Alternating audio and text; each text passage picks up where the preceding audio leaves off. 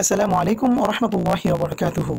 দেশ এবং দেশের বাইরে পৃথিবীর যে প্রান্ত থেকে আমাদের এই ভিডিওটি যারাই দেখছেন তাদের সকলকে জানাচ্ছি আমাদের এই বাংলার ৫৪তম বিজয় দিবসের এই বাংলাদেশের বিজয়ের শুভেচ্ছা। আহলান ওয়া সাহলান, মারহাবান। হ্যাঁ, প্রিয় ভাইয়েরা, আজকের এই দিনটি বিশেষ কারণে বাঙালির জীবনে এক ঐতিহাসিক দিন এবং প্রতি বছরই এই দিনটি আমাদের কাছে ফিরে আসে।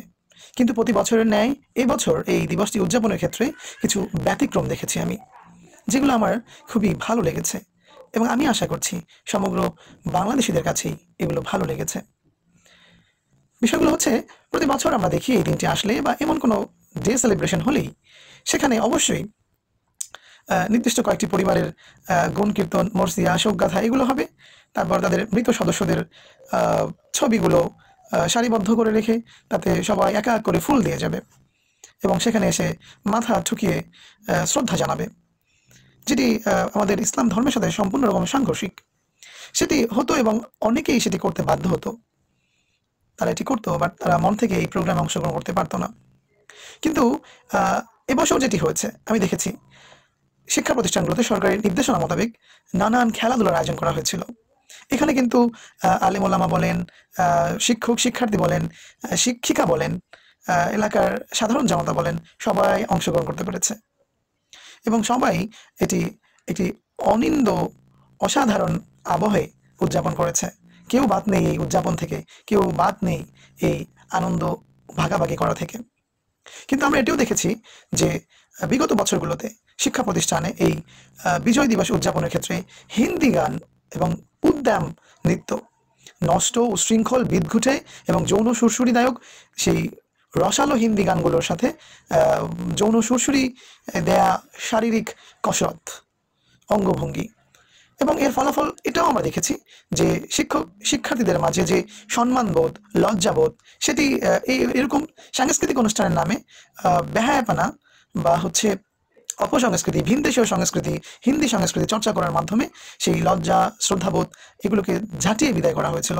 ফলশ্রুতিতে এমন অনেক অঘটন আমরা দেখেছি যেখানে শিক্ষক এবং শিক্ষার্থীর মধ্যে অনভিপ্রেত ঘটনা ঘটে গিয়েছিল। তো সেগুলো কিন্তু এই ঘটনা থেকে বিচ্ছিন্ন না, এগুলোর মাধ্যমেই ওই ঘটনাগুলোকে উৎসাহিত করা হতো এবং সেদিকেই ধাবিত হতো। আলহামদুলিল্লাহ, এবছরের এই উদযাপন বাঙালি চিরদিন স্মরণ রাখবে।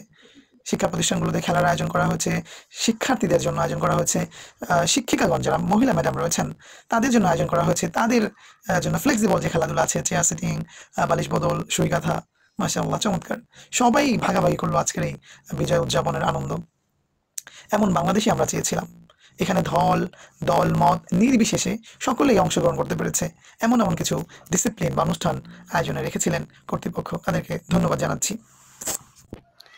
আরও কিছু প্রোগ্রাম হতো উপজেলা কেন্দ্রিক, যেখানে আমরা দেখতাম বিভিন্ন শিক্ষা প্রতিষ্ঠানের শিক্ষার্থীদেরকে দিয়ে রাজাকার, মুক্তিযোদ্ধা এই জিনিসগুলোকে ডেফিনেশন করা হতো।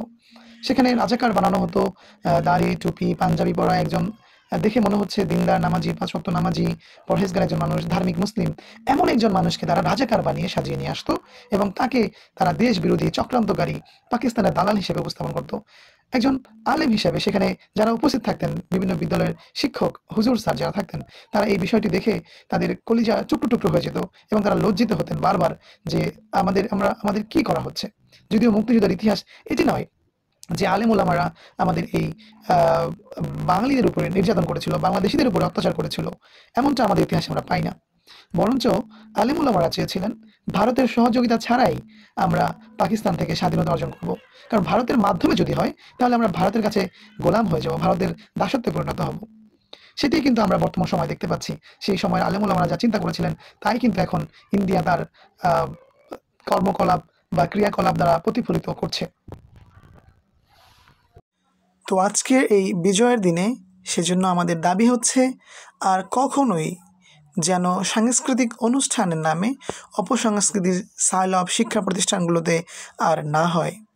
সেখানে যেন ভিনদেশীয় সাংস্কৃতিক আগ্রাসন, হিন্দি গান এবং হিন্দি যে সিনেমাগুলো আছে তার কাটপিচগুলো যেন প্রদর্শনী না হয়, এটি আমি কর্তৃপক্ষের কাছে জোর দাবি জানাচ্ছি, দেশীয় সংস্কৃতিগুলো যেন চর্চা হয় এবং বাংলাদেশিদের যে একটি সক্রিয় একটি চেতনা রয়েছে, একটি সংস্কৃতি রয়েছে, সেটি যেন আমরা বিশ্বব্যাপী ছড়িয়ে দিতে পারি এবং আমরা যেন বিশ্বব্যাপী ভালোবাসার বার্তা পাঠাতে পারি, নিজেরা ঐক্য ধরে রাখতে পারি সমস্ত বাংলাদেশিদের মধ্যে, দল মত নির্বিশেষে, এবং অসাম্প্রদায়িক একটি বাংলাদেশ আমরা বিনির্মাণ করব ইনশাআল্লাহ।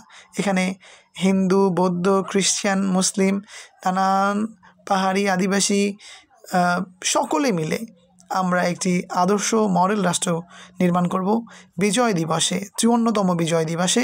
এই হোক আমাদের আকাঙ্ক্ষা, এই হোক আমাদের ভবিষ্যতের প্রেরণা। ধন্যবাদ সবাইকে। উদযাপন করুন আমাদের বিজয়, 54তম বাংলাদেশের বিজয়।